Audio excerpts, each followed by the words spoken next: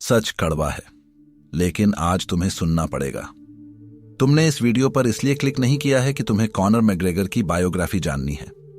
तुमने क्लिक किया है क्योंकि तुम अपनी इस घिसी पिटी औसत दर्जे की जिंदगी से अंदर तक घुटने लगे हो।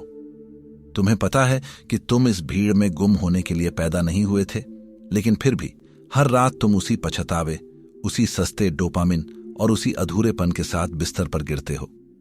आज मैं तुम्हें कोई मीठी मीठी फील गुड मोटिवेशनल बकवास नहीं परोसने वाला। आज हम उस डार्क साइकोलॉजिकल ब्लूप्रिंट का कच्चा चिट्ठा खोलेंगे जिसने डबलिन के एक बेरोजगार सड़क छाप प्लम्बर को पूरी दुनिया की हकीकत अपने पैरों तले झुकाने पर मजबूर कर दिया। सच बर्दाश्त नहीं होता तो वीडियो अभी बंद कर दो, लेकिन अगर सच में कुछ उखाड़ना है तो एक एक शब्द ध्यान से सुनना। एक बेरोजगार इंसान जो अपनी गर्लफ्रेंड के पैसों पर पल रहा था, उसने एक रात में $100 मिलियन कमाए और अपनी विस्की कंपनी प्रॉपर 12 को $1 बिलियन वैल्यूएशन पर खड़ा कर दिया। अगर तुम सोच रहे हो कि यह टैलेंट या किस्मत का खेल था तो तुम बहुत बड़ी गलतफहमी में हो। उसने अपनी हकीकत को अपने हाथों से मोड़ा है। आज हम एक ब्रूटल साइकोलॉजिकल केस स्टडी करेंगे। चलो शुरुआत करते हैं उस एक रात से जिसने पूरी दुनिया को हिलाकर रख दिया। तारीख थी 12 दिसंबर 2015। UFC सामने था जोस एल्डो, एक ऐसा चैंपियन जो पिछले 10 सालों से अजेय था। 10 साल लोग उसे इतिहास का सबसे खतरनाक फेदरवेट फाइटर मानते थे। और दूसरी तरफ था कॉनर मैकग्रेगर। फाइट से पहले कॉनर ने पूरी दुनिया के सामने चिल्लाकर कहा था, मैं पहले ही राउंड में उसे नॉकआउट कर दूंगा, मैं उसे ओवर एक्सटेंड करवाऊंगा और अपने बाएं हाथ से उसे सुला दूंगा। दुनिया हंस रही थी। लोगों को लगा यह इंसान पागल हो गया है, इसमें घमंड आ गया है। 10 साल के चैंपियन को कोई ऐसे कैसे हरा सकता है। लेकिन जब केज का दरवाजा बंद हुआ तो क्या हुआ? सिर्फ 13 सेकंड। जोस एल्डो ने आगे बढ़कर पंच मारने की कोशिश की।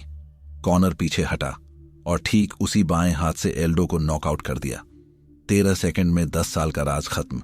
इतिहास का सबसे तेज टाइटल फाइट फिनिश। ये तुक्का नहीं था, ये कोई किस्मत नहीं थी। मैकग्रेगर ने जो कुछ भी कहा था वो एक एक लफ्ज सच साबित हुआ। लेकिन यह कैसे मुमकिन है कि एक इंसान भविष्य को इतनी सटीकता से देख ले? यहीं से शुरू होता है हमारा पहला साइकोलॉजिकल पैटर्न।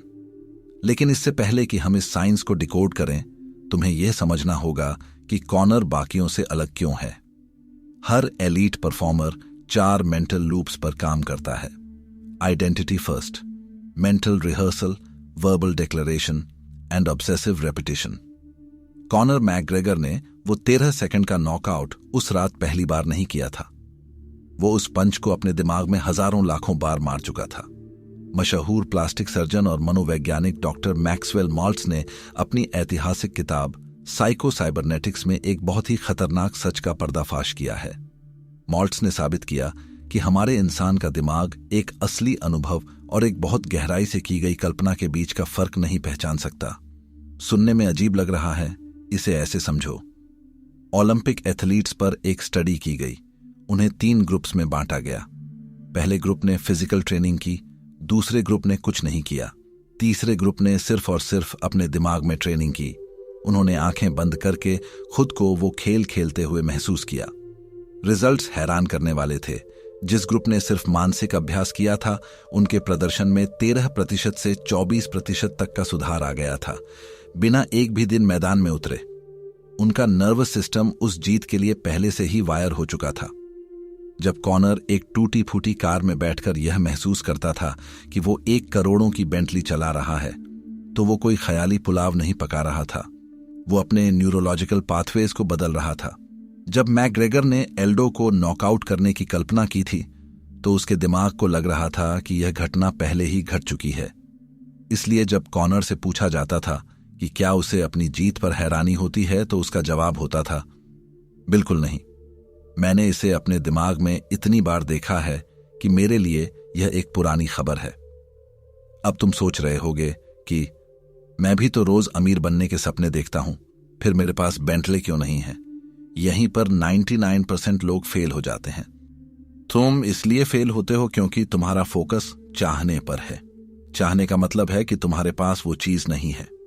जब तुम कहते हो मैं अमीर बनना चाहता हूं, तो तुम यूनिवर्स को और अपने अवचेतन मन यानी सबकॉन्शियस माइंड को यह सिग्नल दे रहे हो कि तुम गरीब हो। जेम्स क्लियर ने अपनी किताब एटॉमिक हैबिट्स में आइडेंटिटी प्रिंसिपल का जिक्र किया है। उनका कहना है, तुम्हारा हर एक एक्शन उस इंसान के लिए एक वोट है जो तुम बनना चाहते हो। कॉनर मैकग्रेगर ने कभी नहीं कहा, मैं चैंपियन बनना चाहता हूं। उसने हमेशा कहा, मैं चैंपियन हूं। I am a champion. I want और आई एम के बीच एक बहुत गहरी मनोवैज्ञानिक खाई है। जब तुम अपनी पहचान को बदल लेते हो तो तुम्हारा बिहेवियर अपने आप बदल जाता है, और जब बर्ताव बदलता है तो रिजल्ट्स झक मारकर पीछे आते हैं। तुम्हारी पहचान ही तुम्हारी असलियत तय करती है। अगर तुम सच में अपनी लूजर आइडेंटिटी को तोड़कर एक अटूट डिसिप्लिन और मेंटल टफनेस बनाना चाहते हो, तो मैंने तुम्हारे लिए एक पूरा सिस्टम तैयार किया है। इस वीडियो के डिस्क्रिप्शन में जो पहला लिंक है, वहां से मेरी discipline and mental toughness playbook download कर लेना। उसमें मैंने वो सारे ब्रूटल रूल्स दिए हैं जो तुम्हारी कमजोर मानसिकता को उखाड़ फेंकेंगे। मैं पहले ही बता दूं, यह कमजोर दिल वालों के लिए नहीं है। हिम्मत है तो ही क्लिक करना। इसे तब इस्तेमाल करना जब तुम सच में बदलने के लिए तैयार हो। खैर, वापस आते हैं उस डार्क टैक्टिक पर जिसने कॉनर को अजेय बनाया। यहां चीजें बहुत दिलचस्प हो जाती हैं। मैकग्रेगर सिर्फ शरीर से नहीं लड़ता था, वो अपने विरोधियों को ऑक्टागन में उतरने से बहुत पहले ही मानसिक रूप से तोड़ देता था। क्या तुमने कभी सोचा है कि वो प्रेस कॉन्फ्रेंस में इतना अग्रेसिव क्यों होता था? वो अपने विरोधियों के कपड़ों का, उनके देश का, उनके परिवार का मजाक क्यों उड़ाता था? क्या वो सिर्फ एंटरटेनमेंट था? नहीं, यह एक सोची समझी मनोवैज्ञानिक चाल थी। प्राचीन चीन के महान रणनीतिकार सन त्सू ने अपनी किताब द आर्ट ऑफ वॉर में लिखा है, युद्ध की सर्वोच्च कला यह है कि दुश्मन को बिना लड़े ही हरा दिया जाए। कॉनर जब भविष्यवाणी करता था कि वो किस राउंड में नॉकआउट करेगा, तो वो दरअसल अपने विरोधी के दिमाग में शक का बीज बो रहा होता था। विरोधी फाइटर रात को सो नहीं पाता था। उसे लगता था, अगर इसकी बात सच हो गई तो, और जहां शक पैदा होता है वहां हार निश्चित हो जाती है। मैकग्रेगर ने जोस एल्डो को 13 सेकंड में नॉकआउट करने से पहले वर्ल्ड टूर के दौरान उसे इतना गुस्सा दिलाया था कि एल्डो का दिमाग फाइट वाले दिन काम ही नहीं कर रहा था। एल्डो गुस्से में अंधा होकर आगे बढ़ा और मैकग्रेगर के बिछाए हुए जाल में फंस गया। जीत शरीर की नहीं, दिमाग की हुई थी। अब बात करते हैं उस चीज की जो कॉनर को सबसे अलग बनाती है, इरेशनल कॉन्फिडेंस। मरिया कॉनिकोवा की किताब द कॉन्फिडेंस गेम हमें बताती है कि जो हाई परफॉर्मर्स होते हैं उनके अंदर एक डिल्यूजनल कॉन्फिडेंस होता है, यानी एक ऐसा आत्मविश्वास जो आम लोगों को पागलपन लगता है। लॉजिक कहता था कि एक एमएमए फाइटर बॉक्सिंग के रिंग में दुनिया के सबसे महान बॉक्सर फ्लॉयड मेवेदर को कभी नहीं हरा सकता। पूरी दुनिया जानती थी कि कॉनर हारेगा, लेकिन कॉनर का आत्मविश्वास इतना बड़ा था कि उसने उस फाइट को मुमकिन बना दिया। भले ही कॉनर वो बॉक्सिंग मैच हार गया, लेकिन उस एक हार ने उसे $100 मिलियन कमा कर दिए। सोचो, डिल्यूजनल कॉन्फिडेंस ने उसके लिए वो दरवाजे खोल दिए जो किसी और एमएमए फाइटर के लिए कभी नहीं खुले। जोसेफ मर्फी ने the power of the subconscious mind में लिखा है, तुम अपने अवचेतन मन पर जिस भी चीज की छाप छोड़ दोगे, वो इस ब्रह्मांड के पर्दे पर हकीकत बनकर उभर आएगी। कॉनर ने अपने सबकॉन्शियस पर यह छाप छोड़ दी थी कि वो दुनिया का सबसे बड़ा एथलीट है, और हकीकत को उसकी बात माननी पड़ी। अब ध्यान से सुनो, क्योंकि ज्यादातर लोग यहीं पर आकर धोखा खाते हैं। अगर तुम्हें लगता है कि तुम सिर्फ एक कमरे में बैठकर बेंटले चलाने की कल्पना करोगे और वो तुम्हारे गैरेज में आ जाएगी, तो तुम अपने आप को धोखा दे रहे हो। Visualisation without preparation is self deception. Conor McGregor जीत की कल्पना करता था, लेकिन वो एक क्लीनर भी था। माइकल जॉर्डन और कोबे ब्रायंट जैसे लेजेंड्स को ट्रेन करने वाले टिम ग्रोवर ने अपनी किताब रिलेंटलेस में इंसानों को 3 हिस्सों में बांटा है। कूलर्स, जो सिर्फ काम पूरा करते हैं। क्लोजर्स, जो दबाव में काम कर सकते हैं। क्लीनर्स, जो पागलों की तरह जुनूनी होते हैं, जो सिर्फ जीतना नहीं बल्कि राज करना चाहते हैं। कॉनर मैकग्रेगर एक क्लीनर था। उसने सिर्फ सपने नहीं देखे, उसने खून पसीना एक किया। उसने एसबीजी आयरलैंड जैसे जिम में ट्रेनिंग की। डैनियल कॉयल अपनी किताब द टैलेंट कोड में समझाते हैं कि टैलेंट अकेलेपन में पैदा नहीं होता। टैलेंट उन जगहों पर पनपता है जहां बहुत ज्यादा प्रेशर होता है, जहां बहुत ही हाई इंटेंसिटी प्रैक्टिस एनवायरनमेंट्स होते हैं। कॉनर ने अपने दिमाग को चैंपियन की तरह वायर किया, लेकिन अपने शरीर को गुलामों की तरह खटाया। जब तुम अपने विजन के साथ पागलों जैसी मेहनत को जोड़ देते हो तो तुम्हारे आसपास की रियलिटी फटने लगती है। लेकिन हर सिक्के के दो पहलू होते हैं। मैं तुम्हें कोई आधी अधूरी तस्वीर नहीं दिखाना चाहता। जब तुम रिलेंटलेसनेस यानी अथक प्रयास और डिल्यूजनल कॉन्फिडेंस के रास्ते पर चलते हो तो एक बहुत बड़ा खतरा भी होता है। वो आत्मविश्वास कब एरोगेंस में बदल जाए पता नहीं चलता। कॉनर के साथ भी यही हुआ। उसकी बेखौफ सोच ने कई बार उसे ऐसे विवादों में धकेल दिया जिन्हें कोई भी सही इंसान सपोर्ट नहीं कर सकता। सफलता शैडो ट्रेट्स लेकर आती है, लेकिन यहां सीखने वाली बात यह है कि कॉनर ने अपनी स्किल्स से जो मौके बनाए, अपनी पर्सनैलिटी से उन्हें कई गुना बड़ा कर दिया। अपनी विस्की प्रॉपर 12 को उसने अपनी फाइट्स से प्रमोट किया और पहले ही साल में करोड़ों का बिजनेस खड़ा कर दिया। टैलेंट तुम्हें मौका देता है, लेकिन तुम्हारा दिमाग और तुम्हारी पर्सनैलिटी उसे मल्टीप्लाई करते हैं। तो अब तुम इस पूरी फिलॉसफी को अपनी बोरिंग और स्टक जिंदगी में कैसे अप्लाई कर सकते हो? तुम्हें इन 5 स्टेप्स के मैग्रेगर मेंटल फ्रेमवर्क को फॉलो करना होगा। Step 1, define the identity. चाहने और होने के बीच की खाई को खत्म करो। मुझे अमीर बनना है कहना एक भिखारी की सोच है, क्योंकि यूनिवर्स वांटिंग को नहीं, बीइंग को रिवॉर्ड करता है। खुद से कहो, मैं वो इंसान हूं जो इतनी वैल्यू पैदा करता है कि पैसा मेरा गुलाम है। जब तुम अपनी पहचान बदलते हो तो तुम्हारा दिमाग उसे सच मानकर तुम्हारे जीने का तरीका ही बदल देता है। Step 2, daily mental rehearsal.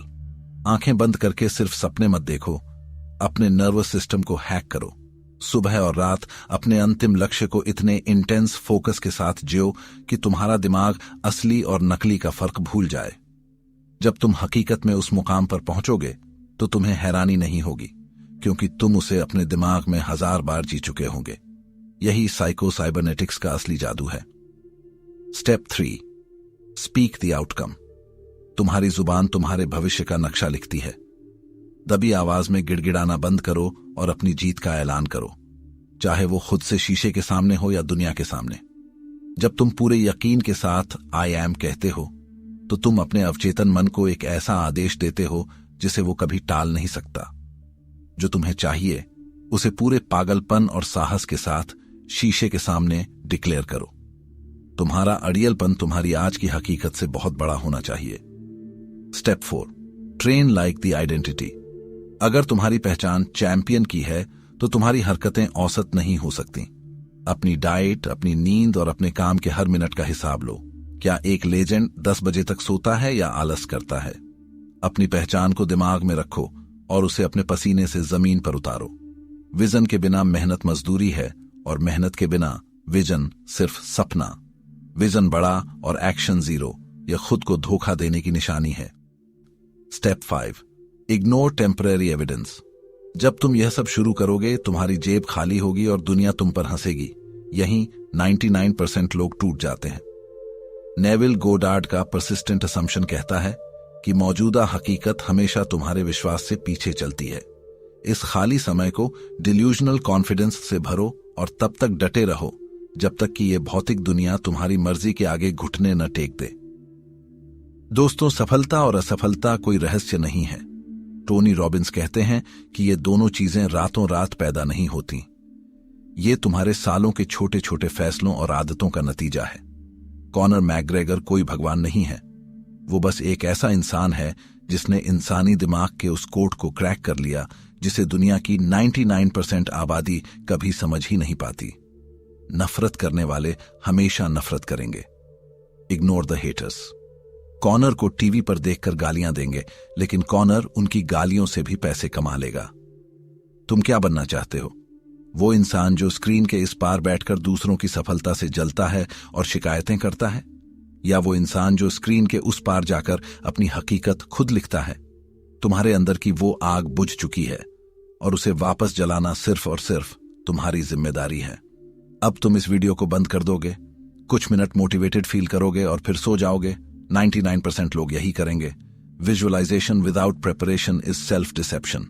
अगर तुम सच में उन चंद क्लीनर्स में से हो तो मुझे कमेंट्स में सिर्फ इतना लिखकर बताओ कि वो कौन सी एक औसत दर्जे की आदत है जिसे तुम आज इसी वक्त हमेशा के लिए खत्म कर रहे हो।